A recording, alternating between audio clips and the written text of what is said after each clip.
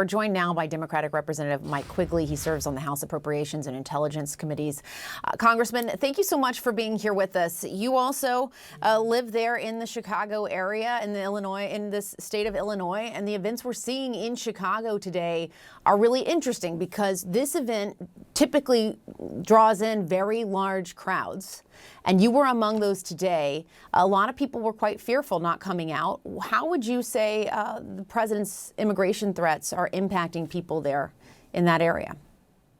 Yeah, you're right. I just finished walking the Mexican Independence Day parade with my friend Chuy Garcia in Chicago's Pilsen neighborhood.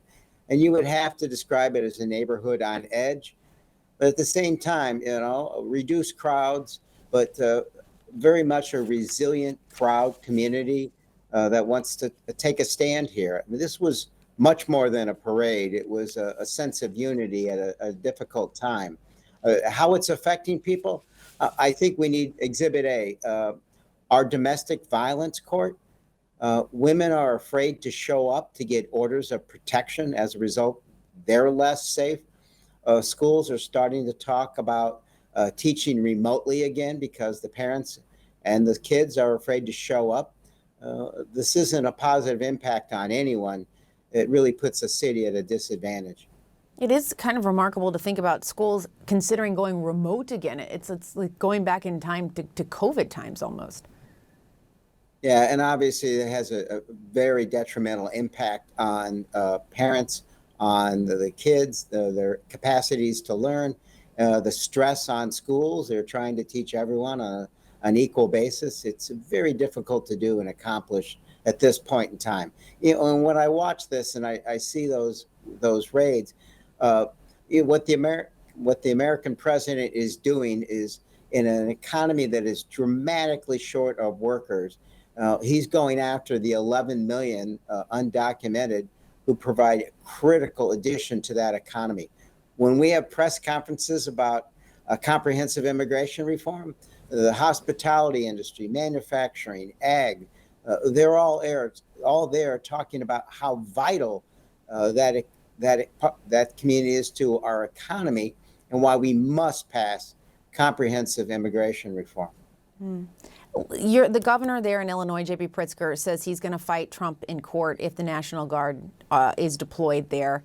He also says, though, at this moment, he's not been notified of any actions by the White House. I'm curious, what do you know as of today, 4:06 here on the East Coast? What is the latest on the status of all of this? If the president was serious about actually making communities safer, he would communicate. So I haven't heard anything. Our governor is doing the best he can. He hasn't. There's no effort at communication. And as a result, we're seeing what we're seeing. And the bottom line is we spent more money in Los Angeles putting the National Guard there than it cost to hire 2,000 Chicago police officers.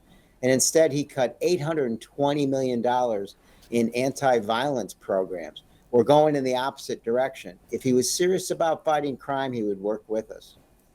The president also reposted on Truth Social earlier today. It was this meme that we talked about just a few minutes ago.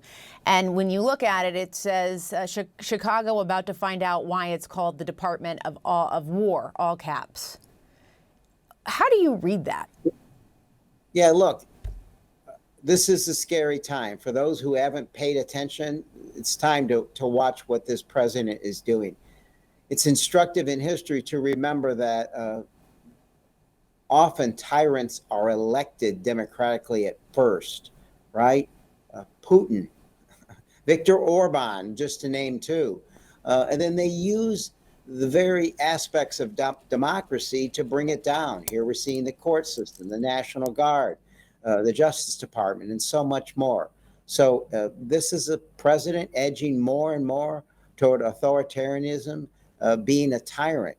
You're talking about sending the troops against the public.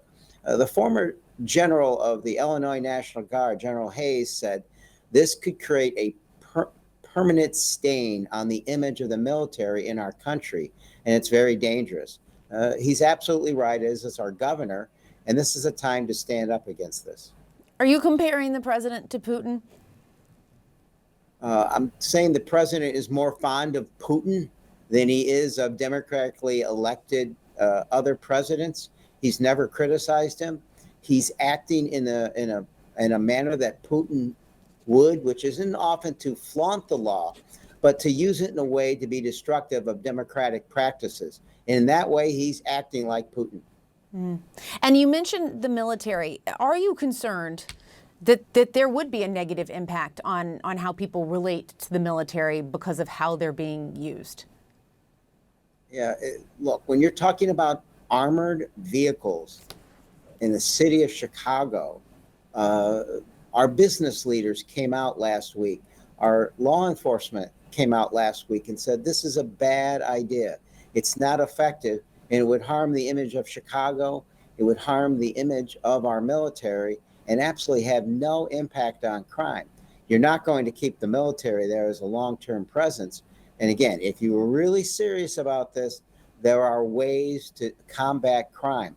The trends are in a positive way, but in no way does the city of Chicago think that we've solved these problems. We're willing to work with any administration in lawful means, this isn't one of them, to complete those operations. And what do you think is the answer here? Because if people are concerned about crime, if there are people out there who are worried about crime in Chicago, what is the solution? Look, there's programs like the one former Education Secretary Arne Duncan operates, Chicago Cred. There are violence interrupters. They work in neighborhoods to prevent crime before they even happen. And again, the president cut $820 million in grants to programs like that. It's working to solve the problem of gun violence. We had a rough Labor Day here in Chicago, but that was all gun violence. We've done absolutely nothing to end that scourge. And of course, if they want to hire more police, we'll be glad to work with them. There are police grants, cop grants they're called, the federal government has. If the president wants to do that, say putting out the National Guard and actually work on a long-term solution to these issues. All right, Congressman Mike Quigley of Chicago, thank you so much for being here. We appreciate it. Anytime. Thank you.